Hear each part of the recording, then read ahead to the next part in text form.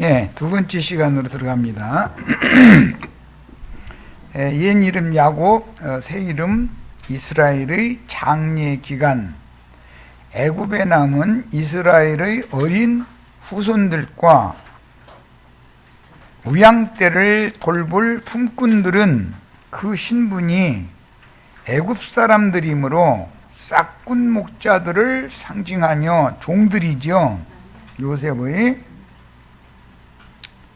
그들은 천국의 상속자들이 될 수 없는 왜냐하면 그들의 생명의 근본이 애굽 사람이기 때문에 안 되는 거예요. 생명률이라는 것이 얼마나 중요한지를 아셔야 돼. 위로부터 거듭난 영을 받고 새 마음이 또 되어지고 하는 이 위로부터 난 사람이래야만 유업을 상속받는 것이지, 아담 세계에 속한 사람은 절대로 아무리 똑똑해도 유업을 받을 수는 없는 것이다.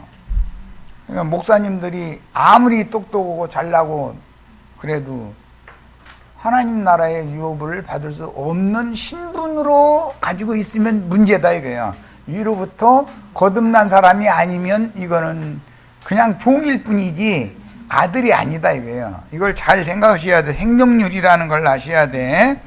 자, 그 다음에 아닷 타작마당이라는 말은, 아닷이라는 말은 뭔 뜻이라고 그랬죠? 가시나무, 떨기나무라는 뜻이에요.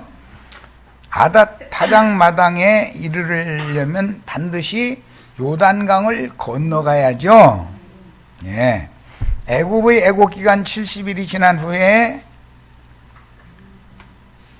요단강을 건너서 가나안 땅 타작마당의 큰 애통은 세상교회의 추수가 종결되고 가나안 땅의 아닷 타작마당에, 요단강 건너에 있는 타작마당이에요. 안치한 이스라엘의 상여 앞에서 요셉과 그 형제들이 7일간을 더 애곡할 때, 이것은 스가랴 12장 11절로 13장 9절에 아주 자세하게 설명이 되어 있어요. 예언적으로 재인용을 한 거예요. 다윗 족속과 요셉 족속이 따로따로 애곡하죠. 큰 애곡이에요. 그게 아닷 타작마당의 큰 애곡이다 이거예요. 그래서 그곳 이름을 아벨 미츠라임이라고 바꿨던 거예요.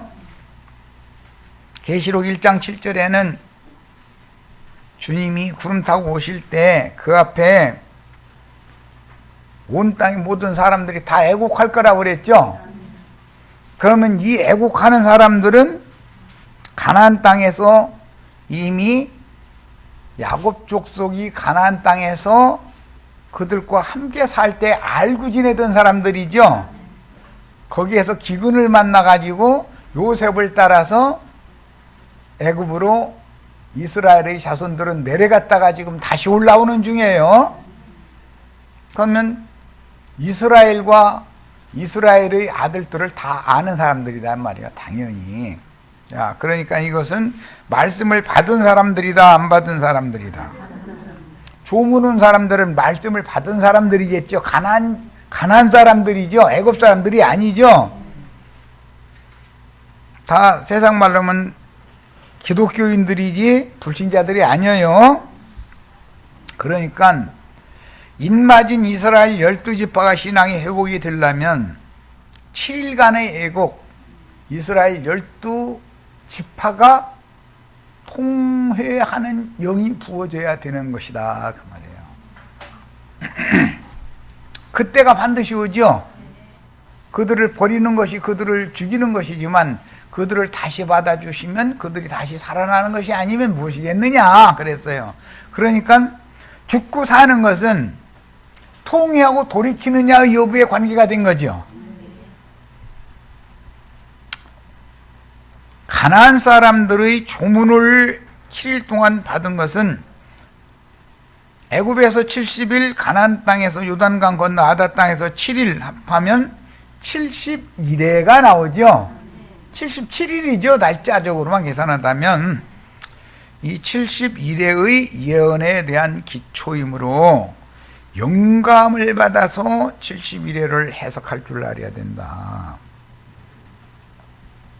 창세기 4장 23절로 24절에는 라멕이 나를 해코지하면은 아벨을 위해서는 벌을 7배를 하나님이 7배로 갚겠다고 했지만 나를 해코지했다가는 77배로 갚는다고 그랬죠.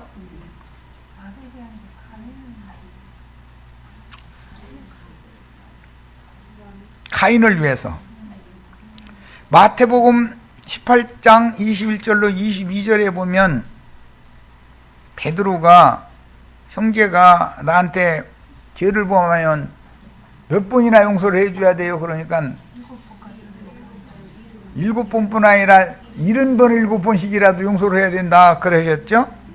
그러니까 이것은 완전한 용서에 대한 예시인 것이죠. 라멕은 완전한 심판에 대한 예시를 했고 예수님은 그걸 뒤집어서 완전한 용서에 대해서 적용을 했어요. 이것이 다니엘 9장 24절로 27절에 나오는 71회의 이상이 되는 거다. 그런 말이야. 71회의 이상은 예수님의 복음에 따르면 완전한 이상이죠. 라멕의 헛소리에 의하면 완전한 심판이죠. 자, 완전한 심판이라는 건 영원한 불못에 들어가는 것을 말하는 건데, 불꽃 가운데 떨어지는 걸 말하는 건데, 영혼이 그 영혼에 쉼이 없는 상태로 들어간다 이 말인데, 그러니까 카인의 길에 행하는 카인의 후손인 라멕한테 누가 걸렸다가는 아버지 품에 들어갈 수 있어요, 없어요? 요단 이편에 버려질 수밖에 없죠. 큰 구렁 못 건너가고. 그러니까 라멕은 예배당 유명한 목사님들 큰 자를 상징하는 거잖아요. 바울 되기 전에 사울이 그랬죠. 라멕의 영이 카인의 길에 행하는 자들의 영이 다 세상에서 큰 자들이잖아요. 조아무개 목사 무슨 목사 해가면서 그 사람들한테 잘못 걸려서 못 나오면은 어디로 가요? 그런 게 어디가 있느냐고 이러시지 말고 정신들이 들으 시험 문제 나올 걸지도 모르니까 정신들이 들으세요. 예수 그리스도가 그 사도들한테 잡혀 먹힘 당하면 어디로 가요? 아버지께로 가지 뭐 이렇게 나를 쳐다봐. 왜 나를 쳐다봐? 내가 지금까지 계속 얘기했는데 마귀도 잡아먹고 예수님도 잡아먹어요. 영혼들을. 요단을 건너 아다 타작마당에서 7일 동안 지금 곡하는 걸 얘기하느라고 그래요. 70일회를 얘기하느라고. 70일 동안 애굽에서 애곡하는 것은 이방의 충만이 차기까지죠. 7일 동안 애곡하는 것은 이스라엘 12지파의 충만이 14만 4천이 다시 채워질 때까지를 말하는 거다 이런 말이에요. 이해하셨죠? 14만 4천이 왜 두 번 나오는지 아셨죠? 지파 없는 14만 시온산에선 14만 4천과 이스라엘 12지파 각 지파에 1만 2천씩 14만 4천이 두 번 나오죠. 왜 그러는지 아시겠죠? 이제 70일이라고 하는 것이 하나님의 경륜의 완성으로서 완전한 구속이라고 하는 것은 버림받았던 이스라엘의 신앙 회복까지 되어져야만 완전한 구속이지 이방인인 우리가 구원받은 것이 다가 아니다 이 말이에요. 애굽의 애국만으로 끝나면 안 되잖아요. 요단강 건너 아닷 타작마당에서 7일 동안의 애국이 또 이루어져야 되는 거예요. 이것이 70일에 대한 하나님의 경륜을 암시적으로 해놓고 있기 때문에 영감으로 해석을 해야 되는 일이지, 이 문제는 사람이 어떻게 뭐 교리적으로 가르치고 신학적으로 가르칠 수 있는 문제가 아니잖아요. 이 얘기는 다니엘의 70일의 이상을 어떻게 신학적으로 가르치겠어요. 이걸 계시가 임해야지. 그 다음에 가나안 땅의 모든 족속이 애통하는 때를 가나안 요단강 건너 가나안 땅의 아닷 타작마당에서 7일 동안 애곡을 또 온다는 거잖아요. 그 사람들은 이스라엘과 이스라엘의 아들들 자손들을 알아요, 몰라요? 이미 말씀을 이미 받은 사람들이에요, 안 받은 사람들이에요? 야곱 족속들과 함께 살던 사람들이죠.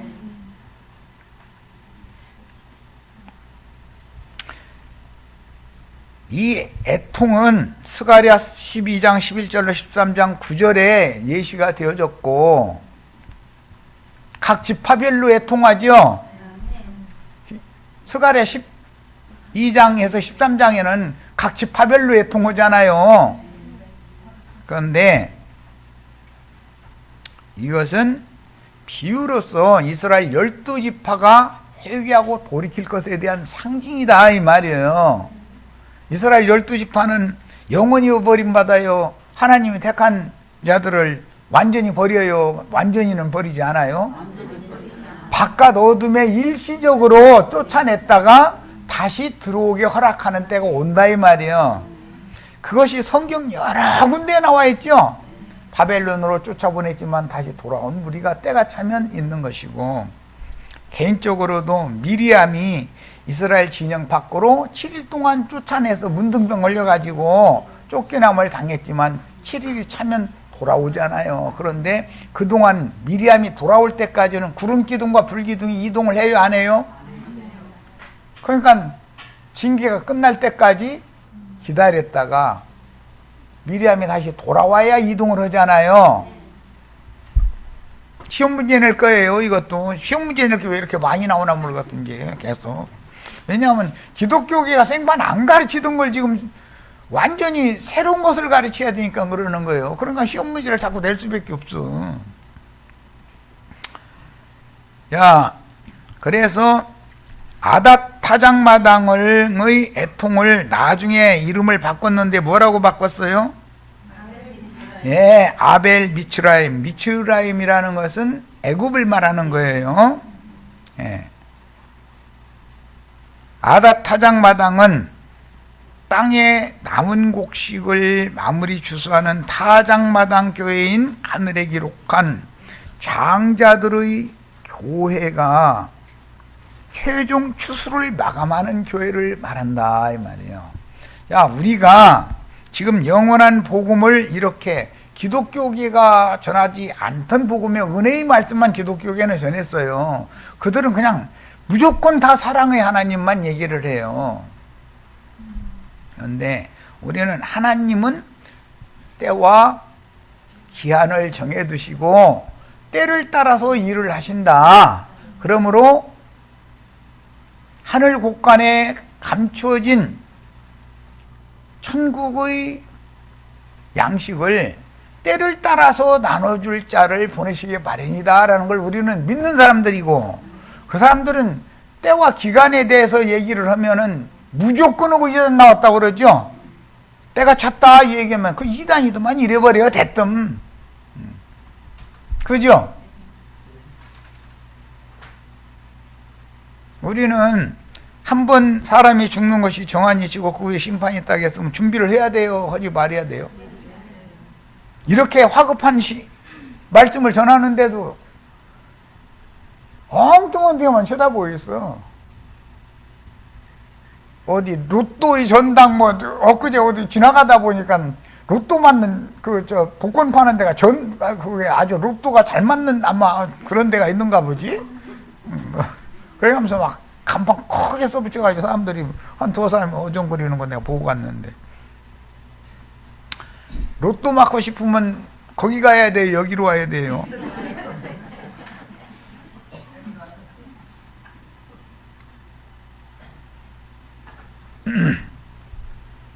로또 맞고 싶으면 여기로 오라고 전도하세요. 로또 맞는 것이 뭔지도 모르면 설명 좀 해주셔야 되고, 인생 역전 돼야지요. 우리가 이 생에서는 많은 연단과 시험과 고난과 얼마나 눈물 흘리고 애통하고 곡하고 하는 것이 얼마나 많이 나는 싫어도 그게 나한테 오는데 어떻게 할 거야? 피할 수도 없어 이런 건. 그런데 인생 역전이 되는 때가 오는 거예요.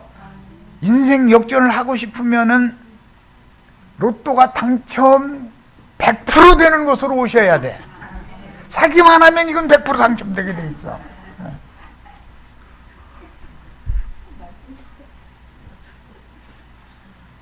여기 와서 사는데 여기서는 값 없이 살 수 있어. 여기 오면 돈 내고 사는 그 동네 가서는 로또 절대 당첨 안 돼.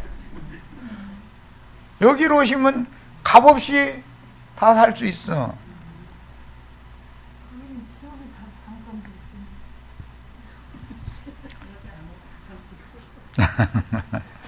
아닷 타작 마당이 아벨 미츠라임이라고 이름이 바뀌어져요. 아닷 타작 마당이라는 말은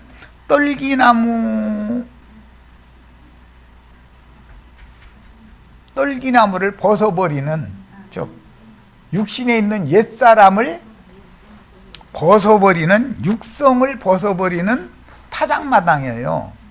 그런데 거기서 애통을 7일이나 하고 나서 이거 애굽 사람들이 라는 말은 애굽 사람들의 애통이다. 이 말은 애굽이 양식이 풍족한 곳이었기 때문에 그 요셉으로 말미암아 가나안 족속들이 굶어 죽을 뻔했다가 지금 후원을 입은 사람들이잖아요. 그러니까 애굽에 가서 양식을 사다 먹었기 때문에 하는 소리예요. 이건 애굽 사람들의 애통이다. 이렇게 이름을 바꾼 거예요. 그런데 여기 아벨 미츠라임이라는 이 용어는 두 용어의 합성으로서 쌍수의 목초지라는 의미예요. 가시나무 타작마당이었는데 목초지가 되는 거예요. 여기가 목초지죠.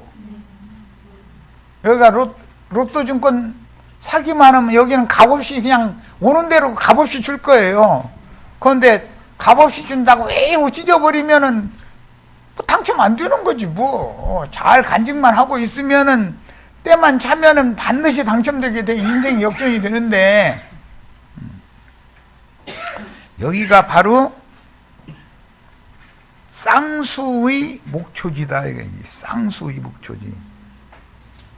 그러니까 이미 말씀을 받았던 이스라엘 12지파만이 아니고 이방 교회를 마무리 주수하는 목초지도 되고 그들이 전하는 영원한 복음을 듣고 이스라엘 12지파가 회개할 수 있는 목초지도 되는 거죠.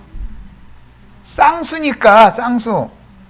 유대인만이 아니라 이방인들은 마지막 추수기를 지금 당한 얘기잖아요. 마지막 추수 얘기잖아요. 그런데 이스라엘 12지파에게는 새 시대를 맞는 것이다 이 말이에요. 그래서 쌍수의 목초지다 이거예요. 그래서 이스라엘 12지파 인마진 12지파에게 목자장이신 주님께서 그들을 친히 목양을 하시게 될 건데 그렇게 되면 곡하는 것이나 애통하는 것이나 뭐 눈물 흘리는 것이나 이런 것들이 다 지나가고 배불리 다 모든 양들을 다 배불리 먹게 해준다는 거예요. 그 계시록에 나오는 말이죠.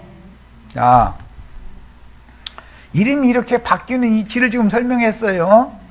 지금 우리는 가시나무를 벗어 던져버리는, 육체를 벗어버리는 교회에 와 있지만 이 교회에서 증거되는 영원한 복음이 오는 세상의 인마진 이스라엘 12지파의 회개하는 영을 촉발하게 될 것이다 라는 것에 대해서 꼭 믿으시기를 바랍니다. 말씀을 들어야 회개하는 거예요. 말씀이 들려야. 그래서 애굽에 대한 히브리식 지명 아벨과 미츠라임의 합성으로서 쌍수의 목초지라는 뜻이고 사후에 승천한 야곱 이스라엘과 함께 가나안 땅에 다시 올라온 가나안 땅에 그들과 같이 살 도무는 사람들과 함께 살다가 애굽으로 내려갔다가 다시 올라왔죠. 지금 요셉과 그 형제들의 애굽과 가나안의 아닷 타작마당에 안치한 이스라엘의 상여 앞에 조문온 가나안 사람들이 7일간 조문하는 애곡하는 가운데 조문하는 이것은 이스라엘 12지파의 신앙 회복을 상징하는 것이다. 애굽에서의 70일 동안의 애곡은 이방의 충만한 수가 채워지는 것을 상징한 거였죠. 그 70과 7을 합하면 71회가 되죠. 이것은 마귀로서는 완전한 심판이지만 예수 그리스도로는 완전한 구속이다 이거예요. 완전한 용서다 이거예요. 그게 70일의 이상인 거예요. 양면 적용을 하는 거죠. 이게 세상의 자칭 큰 자들, 카인의 길에 행하는 라멕에게 붙들린 두 아내는 큰 음녀와 작은 음녀는 불못에 떨어져요. 아버지 품에 들어가요. 알아서 하세요. 뭔 얘기인지 아시겠죠 지금?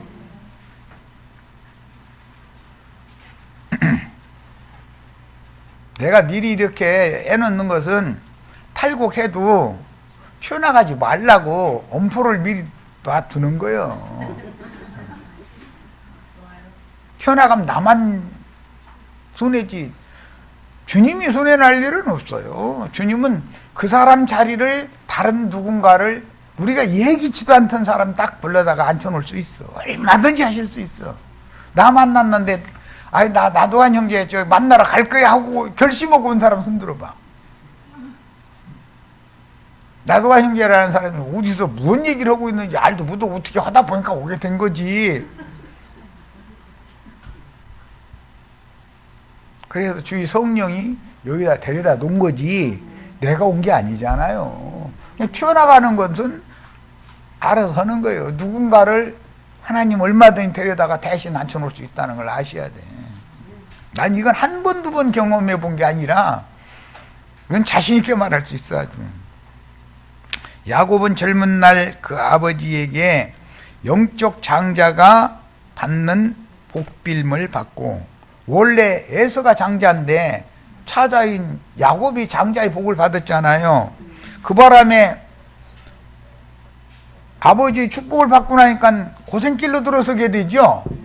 예수 믿으면 축복받고 좋은 일이 벌어져요. 고생길로 들어서요. 알아서 하세요. 이것도 알아서 하세요. 형이 받을 축복을 빼뜨려서 받고 나면 고생길로 들어서지 이제. 밧단 아람의 외갓댁에 가던 길 노중의 베델에서 이상 중에 그 아비와 조부께서 섬기시던 하나님을, 그 하나님은 위로의 아버지죠. 나사로의 아버지 아브라함은 위로하시는 하나님을 상징하는 거예요. 하늘 아버지. 그런데 불꽃이라고 하는 것은 떨기나무 자신이 그 부자가 불꽃 가운데서 고민하나이다 이랬는데 그 불꽃이라면 자기 자신의 육성, 옛사람의 본성, 근성 이것을 요단강 건너가면서 벗어버려야 되는데 그걸 그대로 가지고 사후세계로 들어갔다 이 말이요. 그러니까 큰 구름을 건너가지 못한 거죠.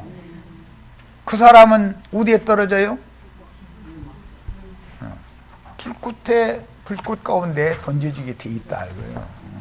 그러니까 예배당 열심히 다니면서 옛사람의 육신에 있는 옛사람의 혼적 신앙을 가지고 이 생을 떠나면은 불꽃 가운데 고민하는 부자가 있는 곳에 들어가요?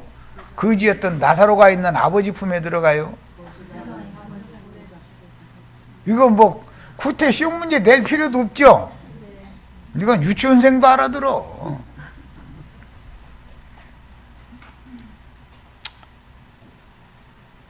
창세기 28장에 보면 아버지에게 형이 장자가 받을 축복을 빼뜨려 받아가지고서는 고생길로 들어서 가지고는 아비 집에서 떠나서 정처 없는 나그네 인생 지금부터 살기 시작하죠. 그야말로 험악한 세월을 이제 살기 시작하는 거예요. 아버지 품 안에 있을 때는 험악한 세월을 살 필요가 없었죠. 그러다가 그 조부 아브라함을 부르실 때 너희 본토 친척 아비 집을 너는 떠나서 내가 네게 지시하는 땅으로 가야 된다고 하는 말씀이 자기에게 어떻게 이루어지는 것을 몸으로 배워야죠. 이제 지금부터 복음을 믿으면은 인생을 사는 동안에 몸으로 배워야죠. 신학 지식으로 배워야 돼요? 몸으로 배워야 돼요? 20년 동안을 죽살이를 치고 돌아와야죠. 그런데 하나님의 약속대로 이루어지잖아요. 20년 동안 본인은 죽살이를 치고 왔지만 두 아내에다가 두 여종에다가 11 아들에다가 딸 하나에다가 데리고 우양 때 데리고 돌아오는 거 아니에요. 길 노중에서 이제 뭐 라헬은 죽고 이제 베냐민 마지막에 나와서 12를 채우게 되지만 엊그제 우리 저 가룟 유다 자리에다가 마띠아를 대신 채우는 얘기 충분히 말씀 나눴으니까 우리 형제 자매님들이 다 마띠아가 되는 거죠. 그러니까 가룟 유다가 배신해야 우리가 구원을 받죠. 가룟 유다가 12 중에서 배신 않고 잘했어. 그러면 우리 들어갈 자리 있어요, 없어요? 하나님의 비밀스러운 행사를 우리는 너무 생각도 안 해봤죠. 그는 밧단 아람 나홀성의 라반이라고 하는 외삼촌, 어머니의 오라비죠. 리브가의 오라비. 외삼촌이 나중에 장인 어른이 되죠. 댁에서 20년 동안 지내면서 참으로 많은 것들을 하나님께 친히 가르침을 받았으며, 이것은 몸으로 배우는 거예요. 하나님을 알되 몸으로 배워서 알아야 돼. 때가 찼을 때 두 아내와 두 여종과 자녀들과 짐승떼를 이끌고 그곳을 떠나서 아버지 집을 향해서 돌아가던 중에 외삼촌의 추격을 받았는데, 왜 외삼촌의 추격을 받았죠? 드라빔 때문에. 예, 맞습니다. 그것은 나홀성의 장자권자가 대대로 상속받는 장자의 권리 증표다 이거예요. 드라빔. 찾아보니까 그게 없어져 버렸네. 그러니까 이 야곱이 요놈이 이거 안 되겠네 하고서 쫓아왔는데, 야곱은 드라빔 알긴 해요? 그런데 야곱이 사랑하는 아내 라헬이 친정아버지 드라빔을 슬쩍 해가지고서는 나귀 한 장에다가 슬쩍 다 넣고서 이러고 앉아가지고서는 아이고 아버지가 여기까지 웬일이시냐고 인사 깍듯이 하고 나서, 나 내려서 인사를 못하는 것은 내가 아시지요? 내가 마침 경수가 나가지고 일어설 수가 없는, 옛날에는 아마 지금처럼 좋은 그런 기저귀가 없으니까 생리대가 옛날에는 없었잖아. 그러니까 아니 됐어 앉아있어 이제 그러는 거야. 그러고는 장막에 들어가서 이것저것 다 뒤졌는데 나와야 말이지 이놈에게. 그러니까 이제 아무 소리도 않고 장인어른이 그러시는데 야곱이 뭘 하고 오겠어. 다 뒤져보고 안 나오니까 야곱이 이제 큰 소리 치는 거지 뭐. 내가 외삼촌 집에서 20년 동안 외삼촌 나한테 품삯 떼어먹으려고 이렇게 거짓부렁했죠. 막 이러면서 따지는데 이거 정말 사람 감당 못하게 만들어버려. 지금 내가 이끌고 있는 이 우양떼와 네 아내와 이건 전부 하나님이 나에게 품삯으로 준 것이지 외삼촌은 안 주려고 했잖아요. 내가 무엇이 답답해서 하나님이 나의 필요는 다 채워주는데 외삼촌의 드라빔을 내가 왜 훔쳐오겠어요? 내가 미쳤어요? 이러니 그 외삼촌이 얼굴이 뜨뜻하죠? 그게 아니고요. 어쩌다 아무리 쳐봐도 우리 집에 놓고 이놈이 어디로 간 거야 그러면? 이러고 우물우물하고 말이야.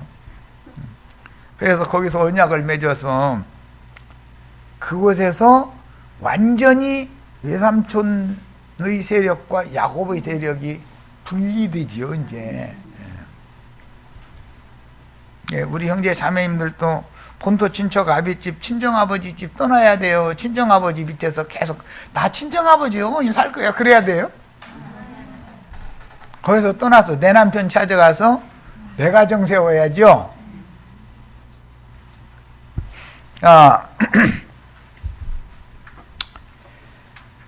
그 추격을 받고 외삼촌의 손아귀에서 벗어나게 되었을 때 후유 해가면서 야곱이 뒤를 이렇게 돌아다 봤더니 두 떼의 천사가 야곱의 무리를 보호하고 있는 것이 보였다는 거예요. 그래서 그곳 이름을 마하나임이라, 두 떼의 천사가 나를 보호해 줬구나, 그런 이름을 붙였다는 거예요.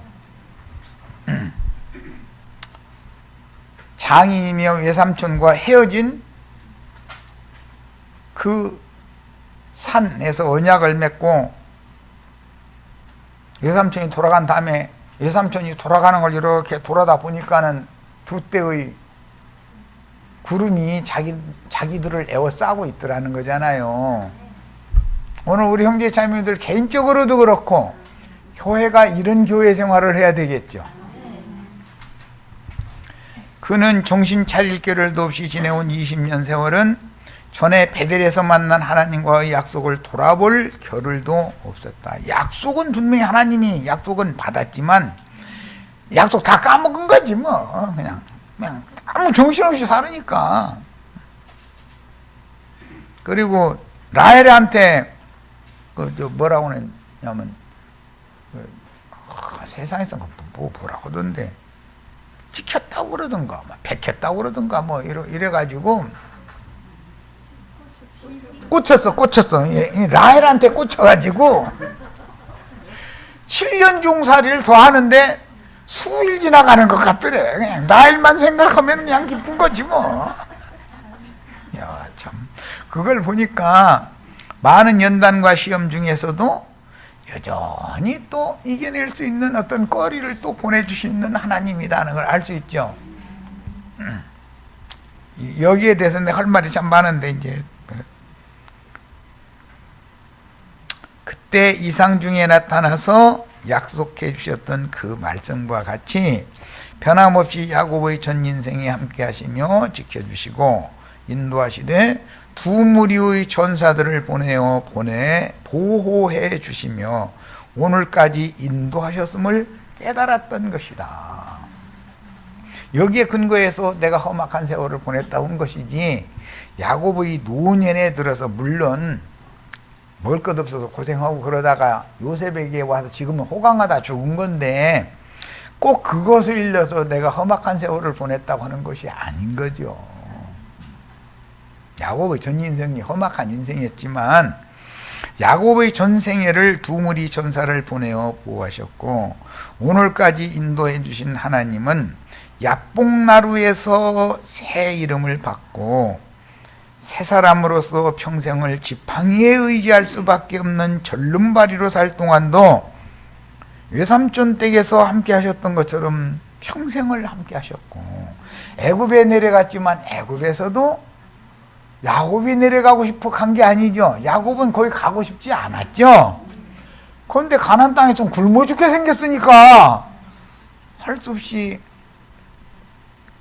자기 아들 요셉이 잃어버린 줄 알았더니 거기서 중리 노릇하고 곡식 장사합시다. 그러니까 아버지 오시라고 수레까지 이렇게 다 보내서 했습니다. 아버지 모시고 오라겠습니다. 하니까는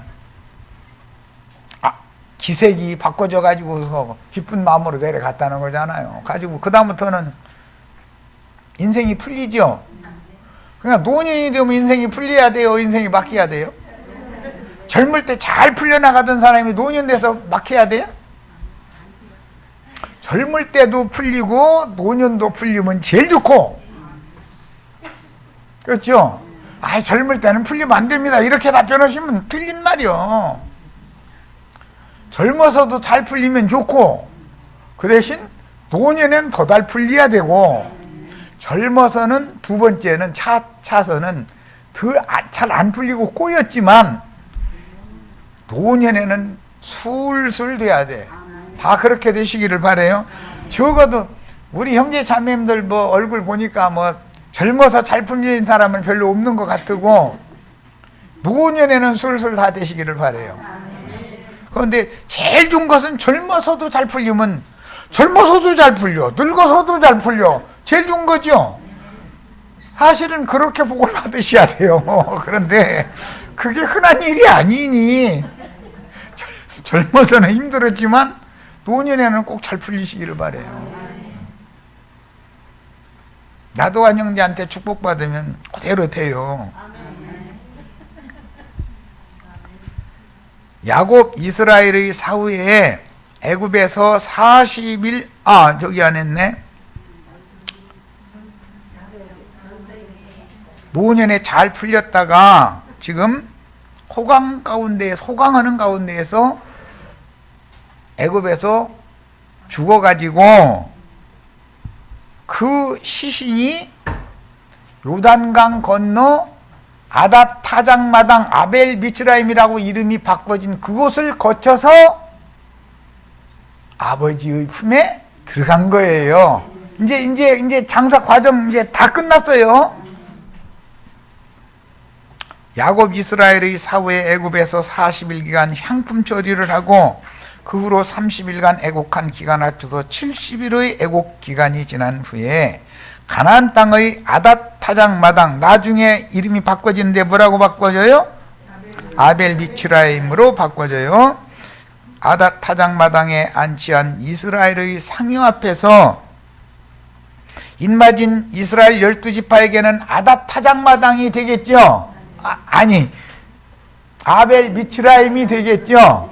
그런데 우리들에게는 아닷 타작 마당이죠. 여기가. 이제 지금 물 뽑아내는 얘기 이제 끝나고 나면 사정없이 배내릴 거예요. 이제 배내고 나면은 털어내는 날이 와 반드시. 그런데 터는 말씀은 나보다 더 잘하는 사람이 또 나타날 수도 있지.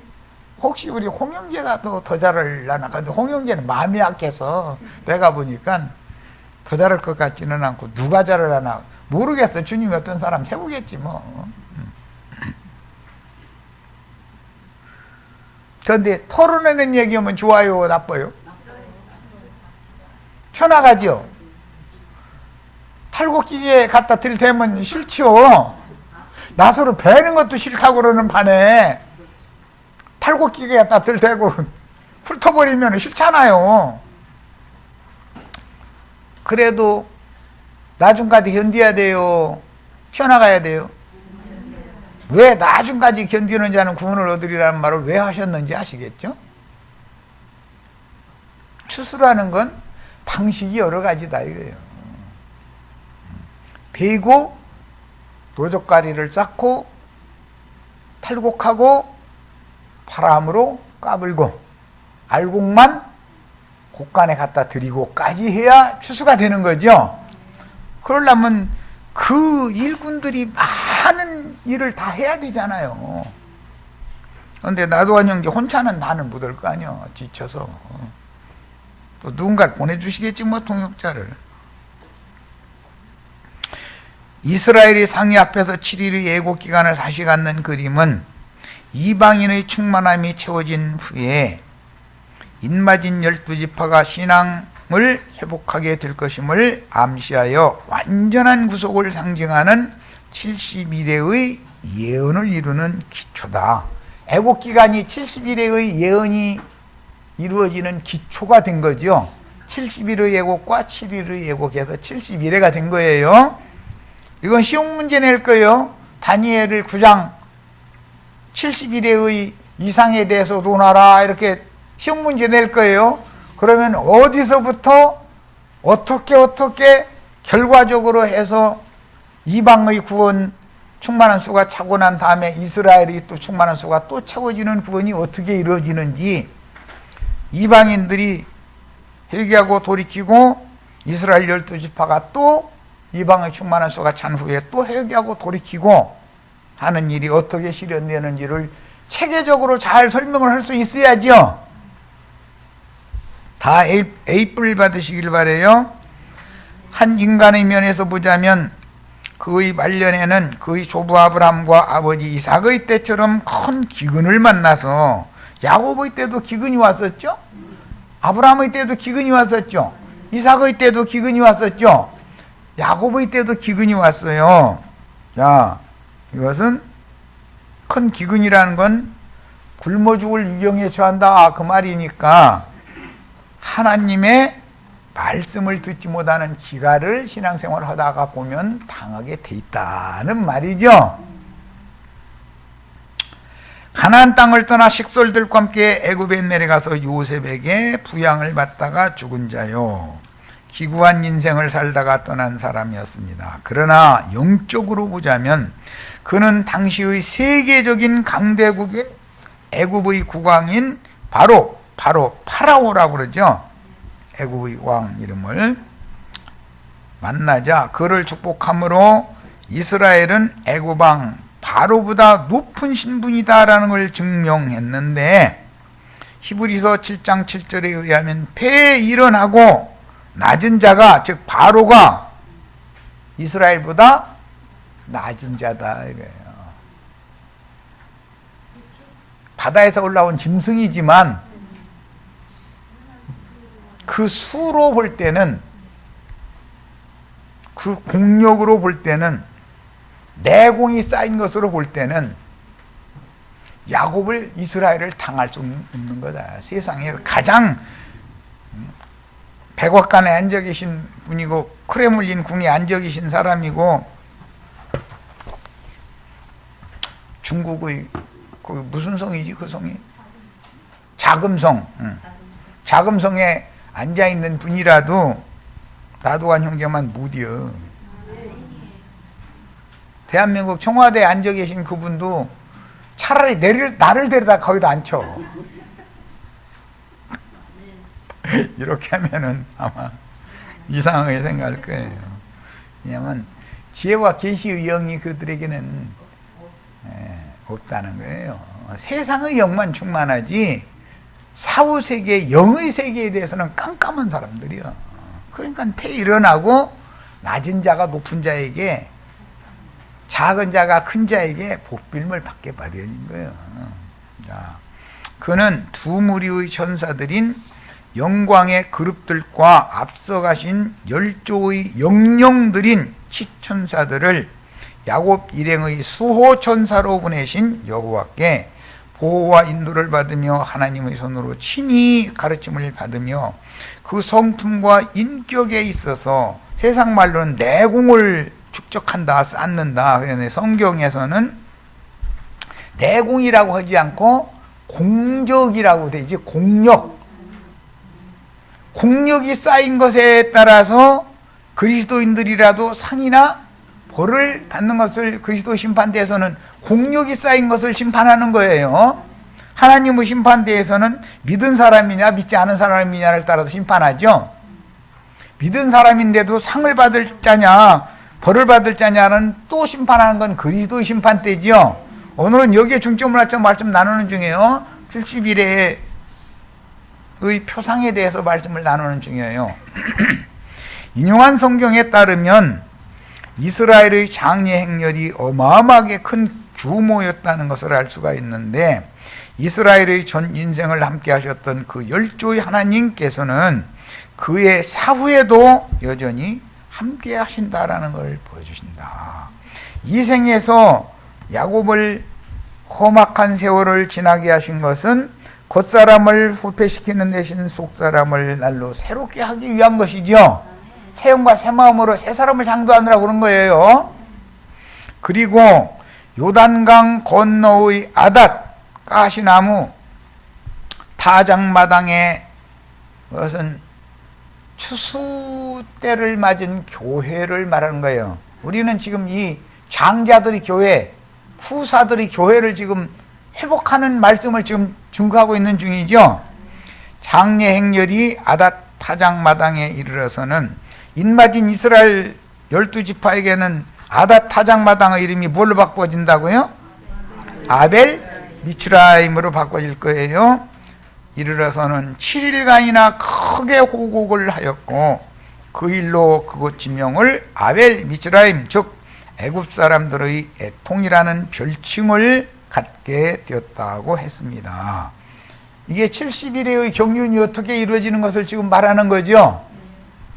그곳 아닷 타작마당은 전에 이생을 행인과 나그네로 살다 간 이스라엘이 가나안 땅을 두루 행하다가 마지막으로 정착했던 것이요. 그곳에서 큰 기근을 만나가지고 양식 사러 애굽의 자식들을 보냈다가 막둥이 문제로 결국은 요셉이 총리가 됐다는 것을 알게 됐고, 그 다음에 요셉이 초대한 애굽에 내려가서는 남은 인생은 평안하게 살다가 죽었죠. 그러니까 그의 인생이 겉으로 볼 때는 험악한 세월을 보낸 것 같지만 그동안에 하나님의 손에 의해서 온전케 된 영으로 재창조되어진 후에 그의 시체는 요단강 건너 아닷 타작마당에서 저주의 육신을 벗어버리고 그동안에 재창조된 속사람이 아버지 아브라함의 품에 데려감을 받아서 안식에 들어갔다는 거예요. 이게 예수의 장사를 지금 설명하느라고 여기까지 온 거예요.